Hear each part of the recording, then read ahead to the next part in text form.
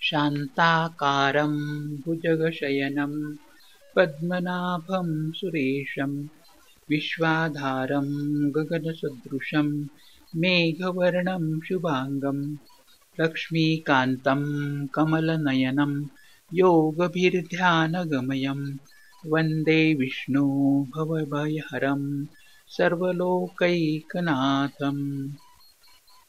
श्रीमद्भगवद्गीता अथ नवमोऽध्यायः।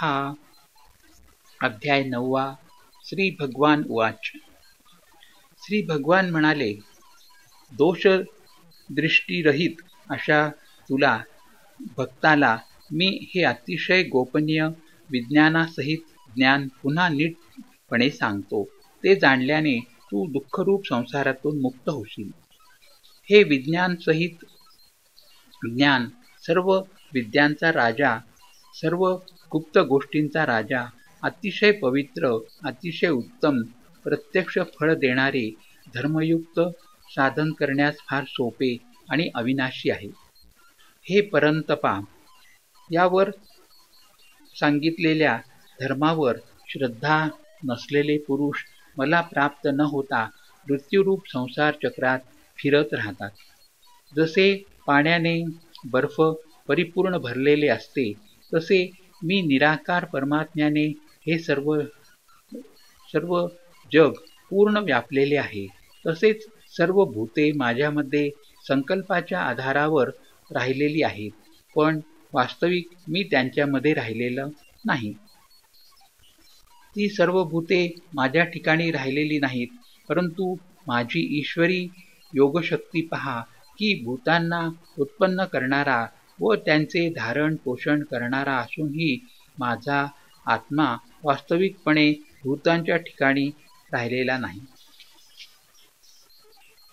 जसा आकाशापासून उत्पन्न होऊन सर्वत्र फिरणारा महान वायू नेहमी आकाशातच राहतो, त्याप्रमाणे माझ्या संकल्पाने उत्पन्न झाल्यामुळे सर्व भूते माझ्यात राहतात असे तू समज। हे अर्जुना, कल्पाच्या शेवटी सर्व भूते माझ्या प्रकृतीत विलीन होतात आणि कल्पाच्या आरंभी त्यांना मी पुन्हा उत्पन्न करीत असतो। आपल्या मायेचा अंगीकार करून प्रकृतीच्या ताब्यात असल्यामुळे पराधीन झालेल्या या सर्व प्राणी समुदायाला मी वारंवार त्यांच्या कर्मानुसार उत्पन्न करतो। हे अर्जुना, त्या कर्मात आसक्ती नसलेल्या व उदासीनाप्रमाणे असलेल्या मज परमात्म्याला ती कर्मे बंधनकारक होत नाहीत। हे अर्जुना, माझ्या अधिष्ठानामुळे प्रकृती चराचरासह सर्व जग निर्माण करते, याच कारणाने हे संसार चक्र फिरत आहे।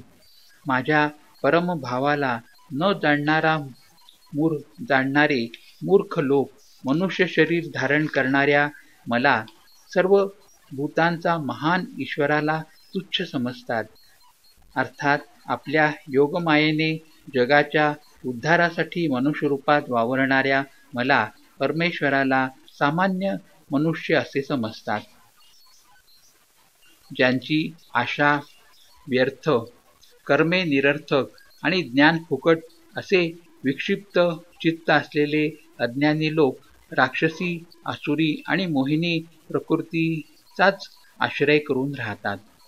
परंतु हे कुंतीपुत्रा, दैवी प्रकृतीचा आश्रय घेतलेले महात्मे मला सर्व भूतांचे सनातन कारण आणि अविनाशी अक्षर स्वरूप जाणून अनन्य चित्ताने युक्त होऊन निरंतर भजत असतात। ते दृढनिश्चयी भक्त निरंतर माझ्या नामाचेच गुणांचे कीर्तन करीत माझ्या प्राप्तीसाठी प्रयत्न करीत असतात। तसेच वारंवार मला प्रणाम करीत नेहमी माझ्या ध्यानात मग्न होऊन अनन्य प्रेमाने माझी उपासना करतात। दुसरे काही ज्ञानयोगी मज निर्गुण निराकार ब्रह्माची ज्ञानयज्ञाने अभेद भावाने पूजा करीतात, माझी उपासना करतात आणि दुसरे काही अनेक रूपांनी असलेल्या मज विराट स्वरूप परमेश्वराची नाना प्रकारची उपासना करतात। श्रोतयज्ञ मी आहे, यज्ञ मी आहे, पितृयज्ञ मी आहे, वनस्पती अन्न व औषधी मी आहे, मंत्र मी आहे, तूप मी आहे, अग्नी मी आहे आणि हवनाची क्रियाही मीच आहे. या जगाला धारण करणारा व कर्मफल देणारा आई वडील आजोबा जाणण्याजोगा पवित्र ओंकार तसेच ऋग्वेद सामवेद आणि यजुर्वेदही मीच आहे.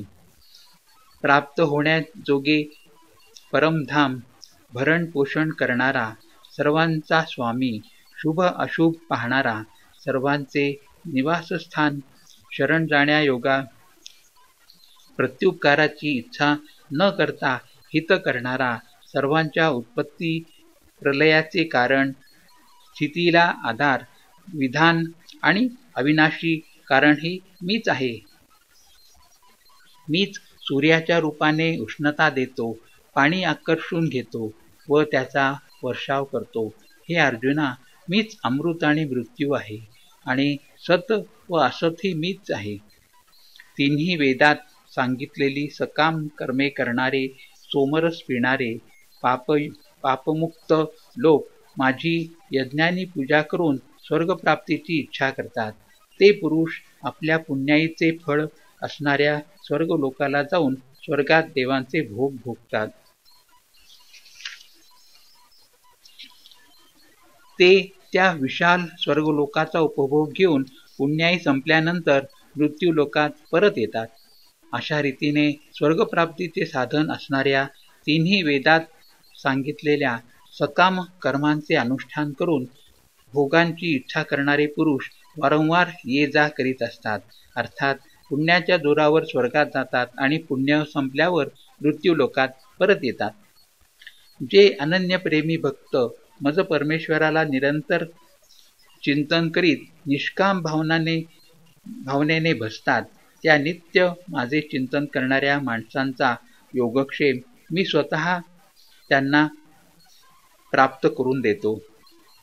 हे अर्जुना, जे सकाम भक्त श्रद्धेने दुसऱ्या देवांची पूजा करतात तेही माझीच पूजा करतात, परंतु त्यांचे ते पूजन अज्ञानपूर्वक असते.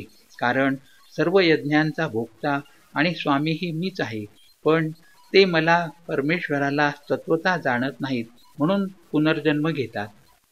भगवान पुढे म्हणाले, देवांची पूजा करणारे देवांना मिळतात, पितरांची पूजा करणारे पितरांना जाऊन मिळतात, भूतांची पूजा करणारे भूतांना प्राप्त होतात आणि माझी पूजा करणारे मला येऊन मिळतात. यामुळे माझ्या भक्तांना पुनर्जन्म नाही. जे कोणी भक्त मला प्रेमाने पान फूल फळं पाणी इत्यादी अर्पण करतो, त्या शुद्ध बुद्धीच्या निष्काम प्रेमी भक्ताने प्रेमाने अर्पण केलेले ते पान फूल इत्यादी मी सगुण रूपाने प्रकट होऊन मोठ्या प्रीतीने खातो. हे अर्जुना, तू जे कर्म करतोस, जे खातोस, जे हवन करतोस, जे दान करतोस आणि जे तप करतोस ते सर्व मला अर्पण कर.